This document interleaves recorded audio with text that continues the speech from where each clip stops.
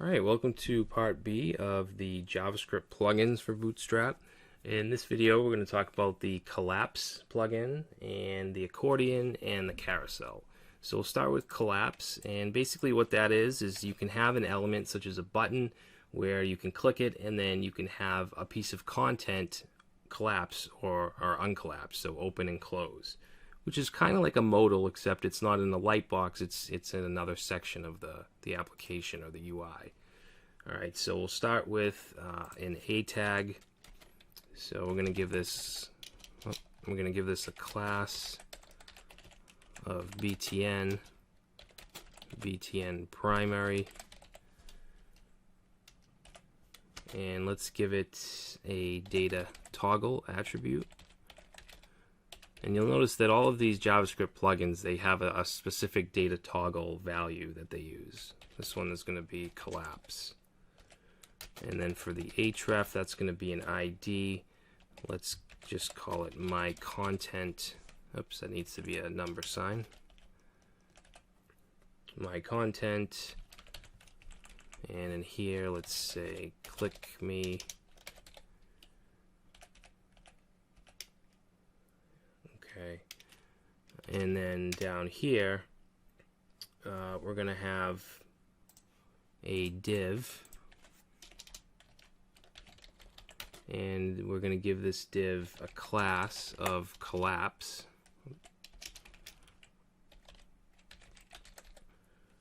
Okay, and we're going to give it the ID my content. Okay, so this ID has to match this right here.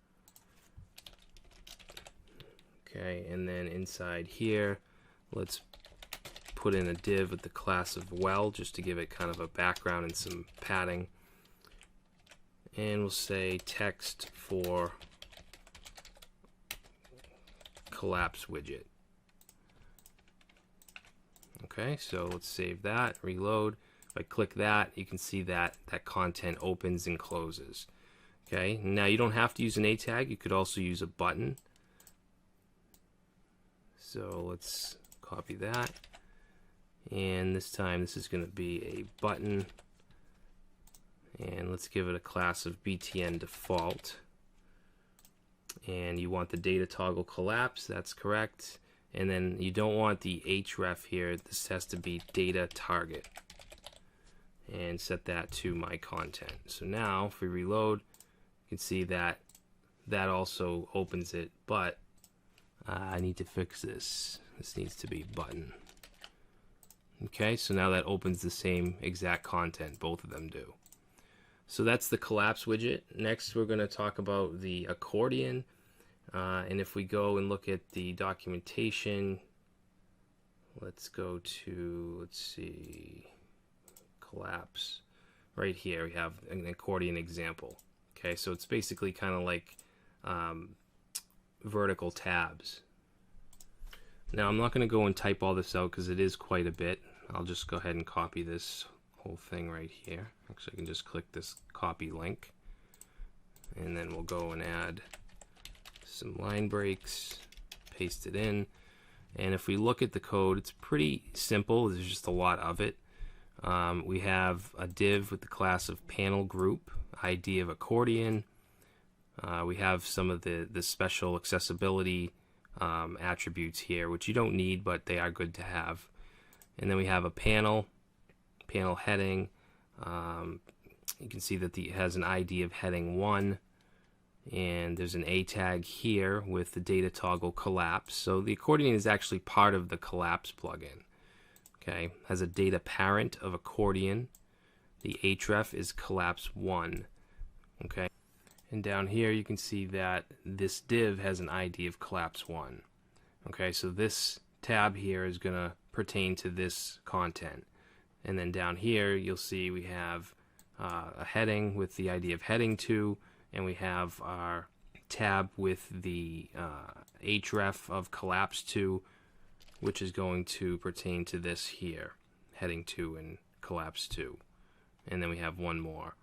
Okay, so let's save that and reload, and there we go, there's our accordion. So the next thing we're going to look at is the carousel, or the slider. okay, which is basically just a quick slideshow. You can change the images out.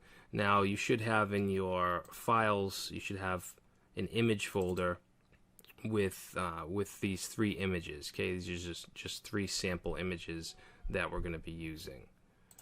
All right, so let's go and add some line breaks here. Okay, and then we're going to create a div, and let's give it an ID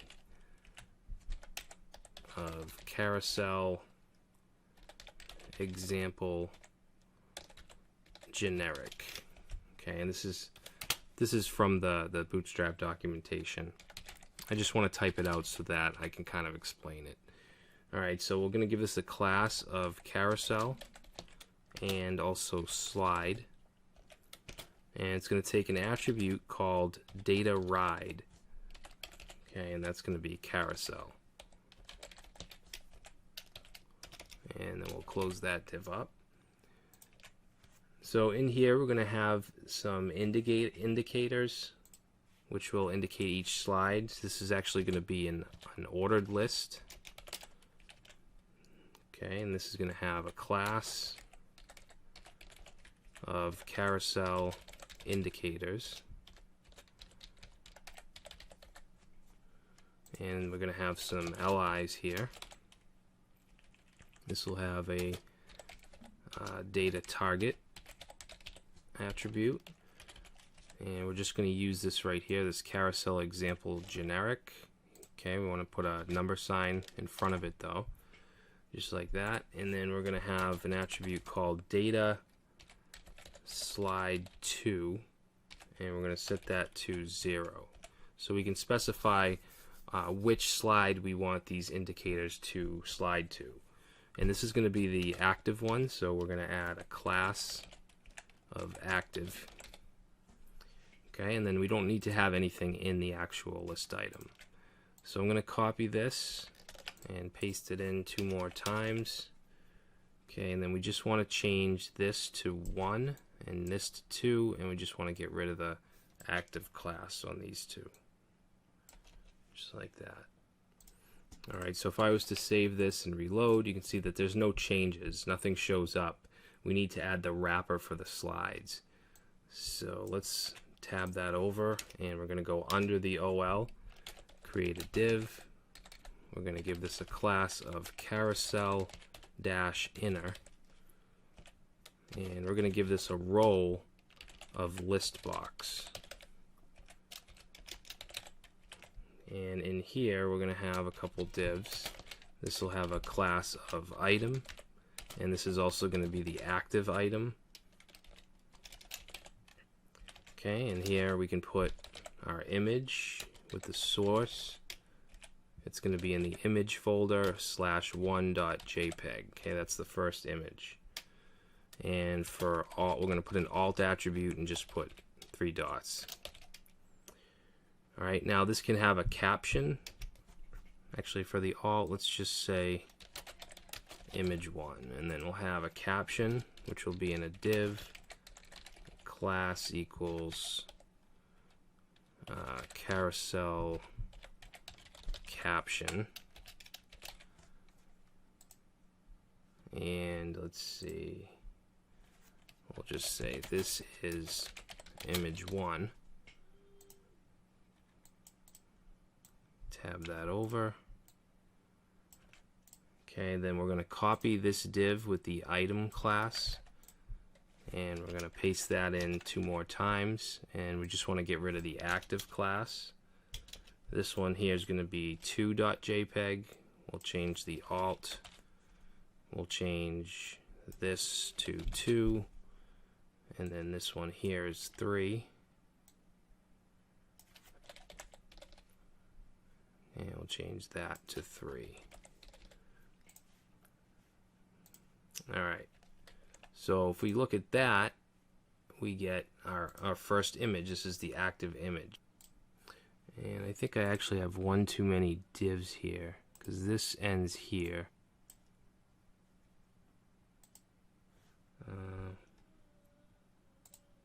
Or no, actually, no, that's correct.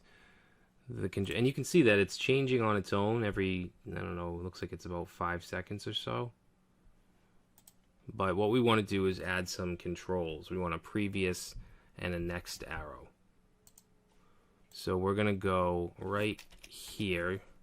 Okay, you want to go within the last div, don't go under it. You want to be within it. And let's put an A tag. We're going to give it a class of left and also carousel control, and then an href, which is going to go to this right here, carousel example generic, like that. And let's give it a role of button, and then we want to give it a data slide attribute, and we're going to set that to prev or prev. Alright, and then within the A tag we're going to have a span, because we want this to be an icon, so we're going to use a glyphicon.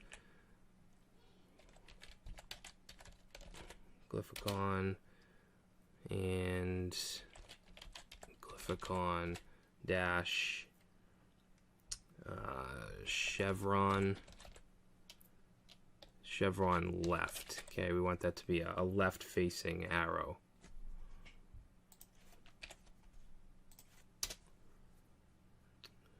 Alright, and then we can end that span, and then right underneath it